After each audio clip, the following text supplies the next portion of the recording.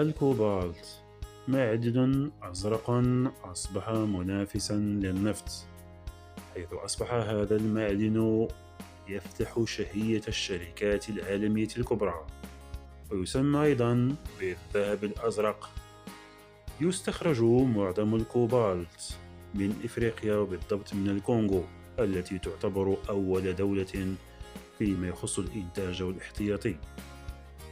لكن من المغرب أصبح يأتي الأفضل والأنقى، حيث أن المغرب يمتلك أنذر الكوبالت في العالم، وبين كل سنة يرتفع سعره إلى أعلى الدولارات.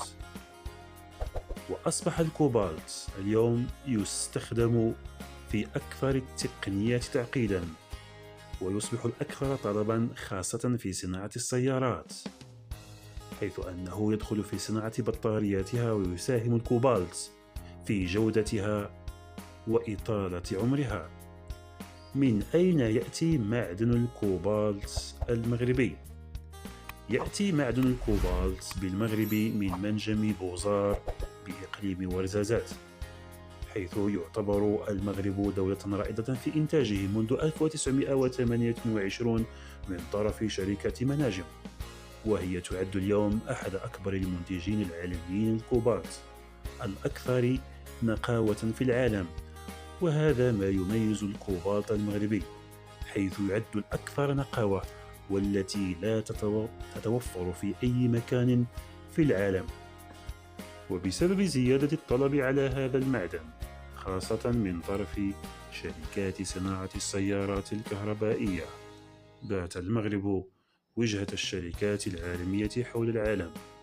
وبالرغم من كون المغرب ثاني منتج له في إفريقيا بعد الكونغو، إلا أن جميع الدول تفضل التعامل مع المغرب بسبب السمعة السيئة التي تلاحق الكونغو بسبب تشغيلها في الأطفال في ظروف قاسية، والاشتغال في ظروف صعبة في المناجم.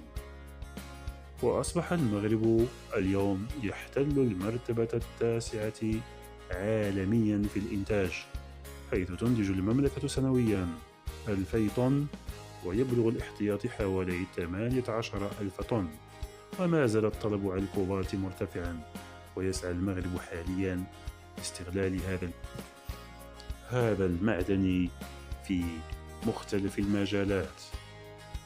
فهل ستتمكن المملكة من تحقيق الريادة فيه في العالم، وأن ينعكس كل ذلك إيجابا على اقتصاده ووضعيته الاجتماعية؟